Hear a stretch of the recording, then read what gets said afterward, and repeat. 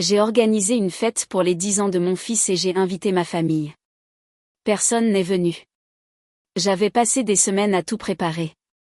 Les guirlandes colorées pendaient dans le salon, les ballons flottaient paresseusement au plafond, et sur la grande table, j'avais disposé le gâteau que j'avais moi-même décoré, avec 10 bougies prêtes à être soufflées.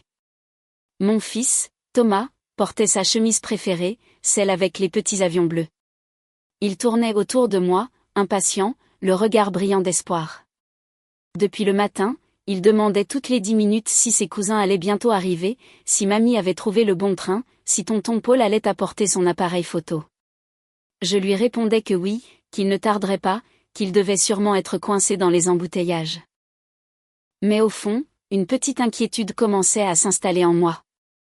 À 15 heures, la musique tournait en boucle, la table croulait sous les gâteaux et les boissons, mais la maison restait étrangement silencieuse.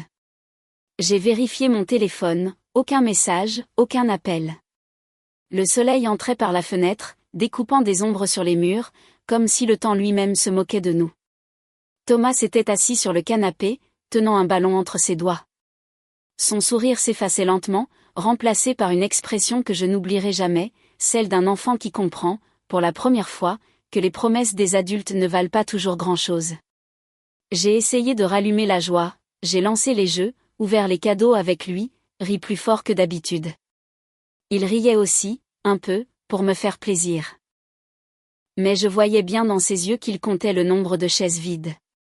Vers 17 heures, j'ai envoyé un message dans le groupe familial, un simple « vous venez », sans colère ni reproche.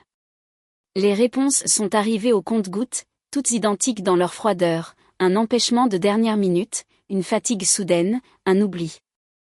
Comme si 10 ans de la vie d'un enfant pouvaient se reporter à une autre date. Quand le soir est tombé, Thomas s'est endormi sur le canapé, la tête posée contre mon bras. J'ai soufflé les bougies à sa place, une par une, en murmurant des vœux silencieux.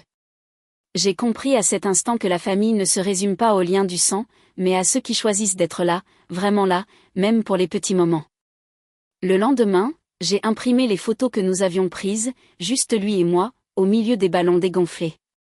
Sur l'une d'elles, son rire éclatait, sincère, malgré tout. J'ai collé cette photo sur le frigo. Et j'ai décidé que l'an prochain, nous inviterions seulement ceux qui ne promettent pas pour se faire pardonner, mais qui viennent, simplement, pour aimer.